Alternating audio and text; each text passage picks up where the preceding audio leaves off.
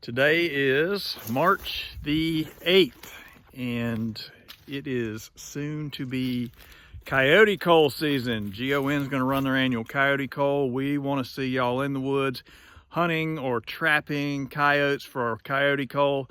So to get you ready for that, today I am being joined by, I'll call him the man. That is Mr. Lynn Stanford out of Eatonton. He has been trapping for 40 years.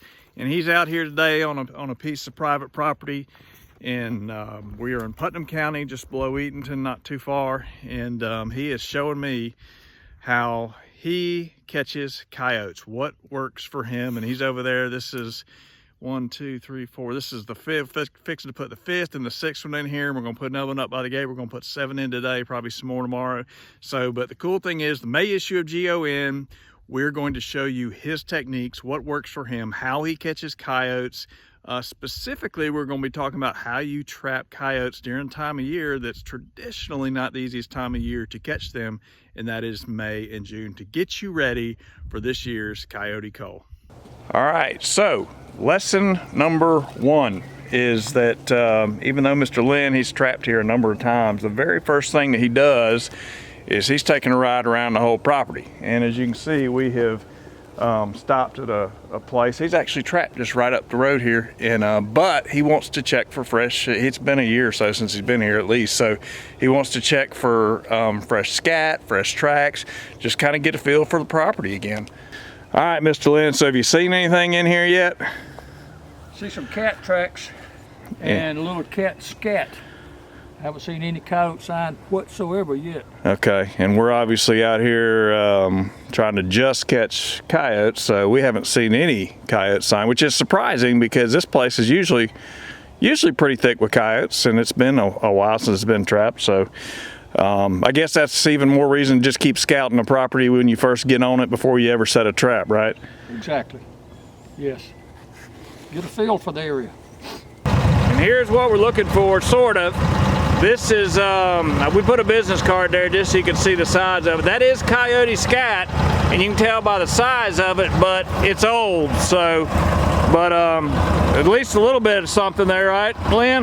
Exactly, yeah. You know, for sure, there's one been through here in the last couple of weeks. So it's old, but hey, we're getting a little warmer as we continue our scouting mission on the property here. All right, it's getting warm already, and we finally, it took a little while, but we finally found what we wanted. We say it's fresh. It's been I don't know, 4, 5, 6 days even since it's rained. But Mr. Lynn made a good point. It's like once it gets dry, you're not gonna see any fresh tracks on this whole hard stuff anyway. So, but that encourages you to set one here once we get done riding, doesn't it? Yes, absolutely. Well, maybe 2 sets. Mm-hmm. Okay. Tell me what's good, and it just happens to be, you were talking to me about intersections. So what do you like so much about intersections? Well, like anything else, they're kind of lazy. They like to follow the path of least resistance. They'll get an old pathway or deer trail or logging road and run it. And they can wind different directions as the wind changes. And if they come in from any 3 directions like we have here, got 1, 2, actually 4 directions they can enter this intersection from. And no matter which way the wind is blowing, if you got one on either side, they're most likely going to pick up the smell. Yeah, and so that's what we're looking for. Yeah, and you were telling me a little while ago that when you were deer hunting, you just for grins, you were testing the wind, and it changed how many times in an hour? It changed 14 times in 1 hour. Yeah, so there's good reason to put, when you find a good intersection with good sign, to put several traps just to kind of cover your wind basis, right? I tied a piece of dental floss about 10 inches long on a limb in front of me, sat up there for 1 hour and watched it, and it would blow this way. In a few minutes it'd blow that way, and a few minutes later it'd blow toward me, and then it would blow away from me, and it did that 14 times in 1 hour. Yep. So playing the wind helps, but it doesn't cure all the problems you have. Okay, so Mr. Lynn just took me to school on setting an MB550 in the ground, and he did a really, I mean, I'm thrilled with the set and thrilled with what I learned on it. So I'm gonna turn the camera around and show you what it looks like. So here it is right here, and obviously called a dirt holding. This is cool. This is good stuff. He sets out, I'm fixing the video you one, but he does some things a little different than I do, but in a good way. Things that I'm ready to apply to my trap sets. So this is a beautiful one. You can see what he's doing over there. All right, this is gonna be, we're gonna video this. I've videoed and taking a lot of pictures, but we're gonna video this start to finish in case y'all missed something or we're having to edit something or whatever. So I know what you're looking for. You're looking for backing, right? Well, that too. I love that spot, but you can see rain drains. When it rains, the water drains right through there. So I want to get out of that. And this is a roadway here where we've got some old scat worth setting on. You found your spot. Yes, sir. Away from that drain, but close to that deer trail too, right? Yeah, you got it. No, I'm gonna move that scat up here. Oh, you gonna put the scat on the hole? Well, close to it. Close, okay. And fill it up with urine. Eye appeal. They like eye appeal now. Coyotes like eye appeal, like a feather or something like that. What'd you find? A little pine cone. Use that. Put my urine on that too. Mm-hmm. All right, so talk to me about your trap first. That's an MB 550, right? Yes, sir. I rebuilt the chain system, put the springs on it, 3 swivels. I like swivels, and I like the spring. It recoils, keeps them putting so much pressure when they're trying to jack the stake. Coyote's a strong animal, okay? Yes, sir. You young guys can use your hands if you want to. I use these 9s. Now you don't like, your personal opinion, you do not like offset jaws. No, sir. That's just what works for you. I've tried them before. I own some. But if there's a closed jaw one in the bucket, I'll pull it out. And that's parts from a pillow at Walmart, right? Exactly. What's the ingredient in there that you like? That Just a fiber that it's got no odor. It will absorb water. It lets water pass through and does not allow dirt to pass through. And here we go in your box of tools there. And again, this is on a main road with scat, coyote scat, deer trail coming out of the pines, traffic area. And he's got kind of a natural backing there. Why'd you just cut that little pine limb out of the way? Too close to suit me. Too close to the trap bed to suit you, okay? Scratching away to get rid of all your roots and all, right? Yes, sir. And you'll cut out a pretty big hole there. I do. Okay. I want the trap to be down. The trap needs to be lower than your surface of your dirt. You want that down step. All right, and we are dealing with some pretty red clay, and that's some dirt, some smooth dirt that you brought from home. No big rocks in it or anything like that. And that's very important, right? Yes, very much so. Because you were explaining to me that you don't like having big clods or big rocks in your trap bed because it'll mess with the components of the trap. Yeah, it'll jam it. All right. And there he is.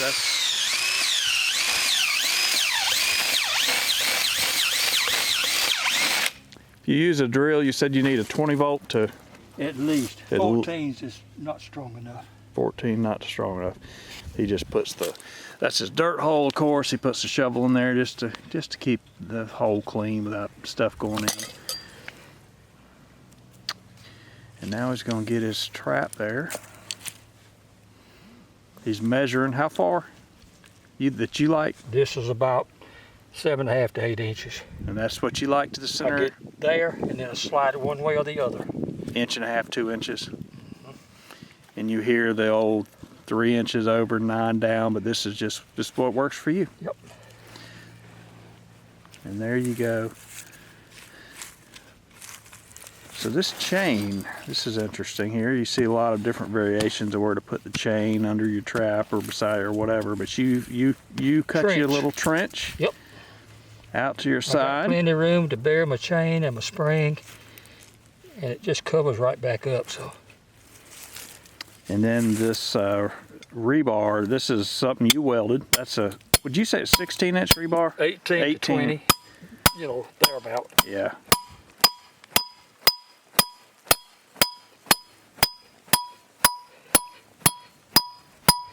Okay, all the way in.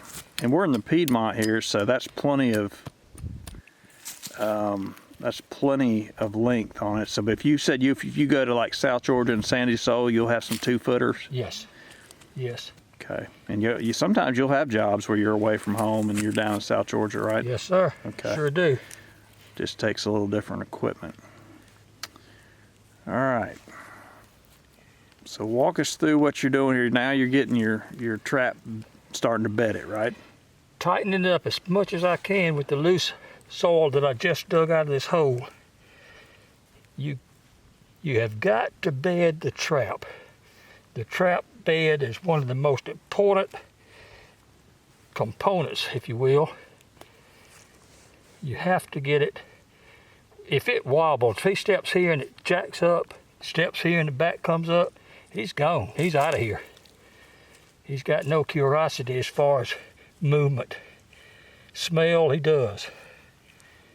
Something smells strange to him, as long as it's not, what's that $2 word they use? Something that you're not seen before, you're not used to, you're kind of afraid of it. There's a word for that, and I can't call it. Anyway, about the only thing that'll really spook them is movement from the trap.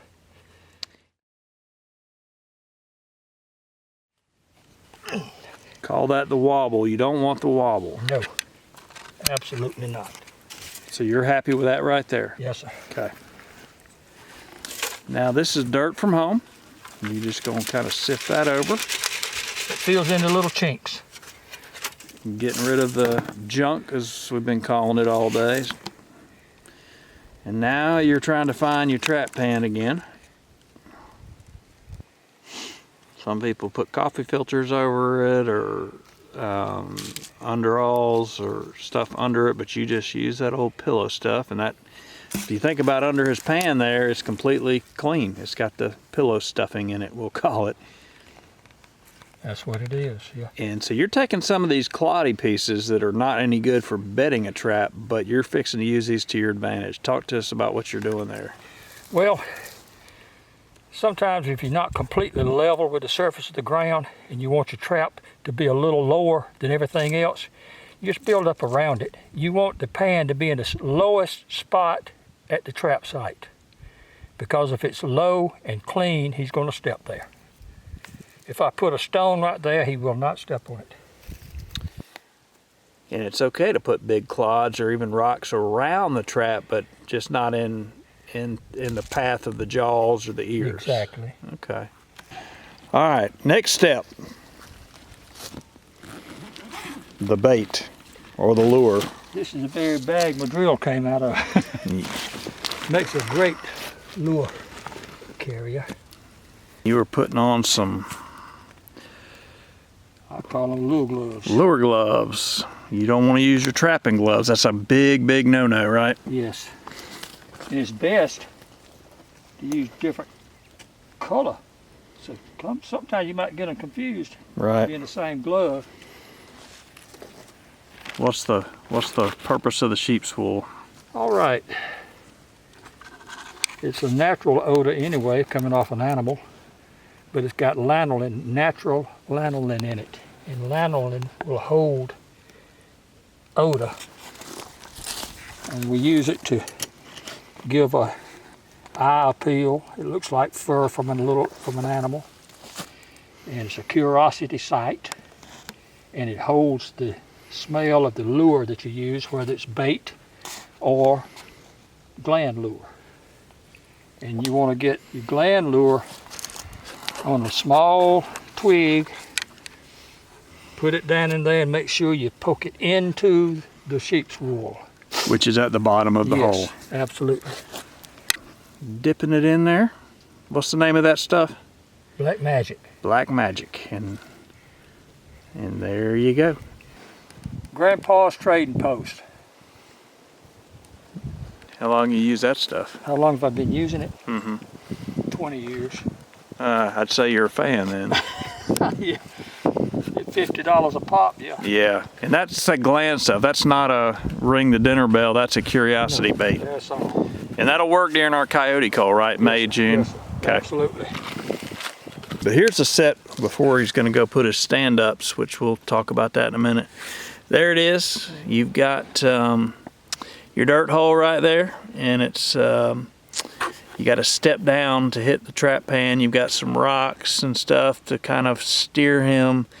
He's not going to step on the rocks. There's clods up there, and you've got just a perfect soft spot for him to put his foot. Now the stand-ups is you don't want this coyote to come from the right or the left or behind. You want him to approach just the way where I'm standing right here. You want him to come down this, you know, in theory he's going to come off this dirt road or out this deer trail, and he's going to come out here and he's going to be standing right here when he smells what's in that hole, and you want him to come straight in at it, not go around behind it or come in from the side. So here comes Mr. Lynn. Now you like dead stand-ups, right?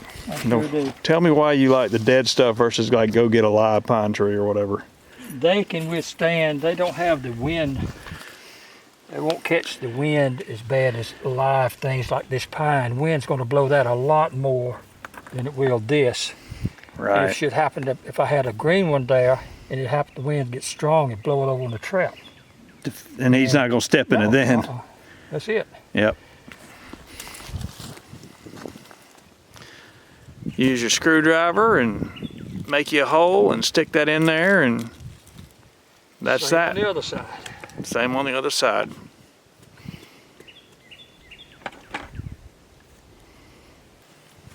Cutting out a little more. What you doing there? It's leaning too much that way to suit me. And a coyote, he doesn't want anything to touch his head, right? Nope, his eyes is what he's concerned about. His eyes, okay. So if you look around front here, if he approaches it from here, he doesn't have anything offensive that's going to bother him. It's a straight shot with nothing hitting his eyes.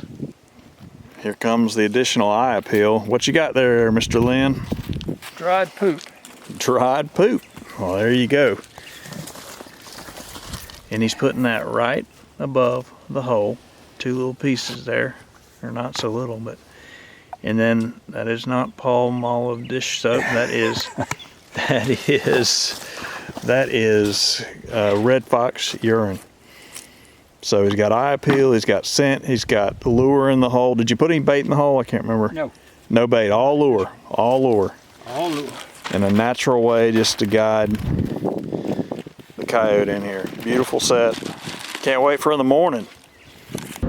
Okay, wow. So great morning, I thought. And so I've told you I've trapped for 4, 5, 6 years, and I've really been looking forward to getting with Mr. Lynn and seeing what a 40-year-old, a guy who's been trapping for 40 years, how he does it. And man, definitely some takeaways for me, particularly in my sets and how I set my trap. And I told Mr. Lynn I think I've been a little too conservative in my sets, meaning that he kind of steers them in a little bit with putting trees there, rocks there, a mound of dirt here, you know, and I've been a little bit more conservative in that. And to be honest with you, I think I probably missed some coyotes because I have been too conservative. And so that was probably the biggest takeaway for me. And that, and he uses sheep's wool in every dirt hole. That was a takeaway too. And he uses a lot of lure where I use a lot of bait and not as much lure. So just some things that are really good, I thought, or that I learned. And so I'm looking forward now to seeing the difference, you know. And you can't make a coyote step in a trap, but I feel really confident about the 7 sets that he laid out there, and I'm just excited. My heart right now, man, I'm ready to go set some coyote traps right now with what I learned from him today. And so very good trapper, very experienced. You know, I consider myself an inexperienced coyote trapper, but wanting to learn, and so this will help me kind of transition maybe into being feel like I am going to be a better coyote trapper just from the couple hours I spent with him. So very excited for the morning. Like he said at the truck, every day when you have a trap line, it's like Christmas morning, and I can't wait till in the morning. So we're gonna meet, check it out, see if we've had any coyotes come through the night, and we're gonna run these for Monday, Tuesday, Wednesday, Thursday, Friday, 5 nights. So we're gonna see what happens.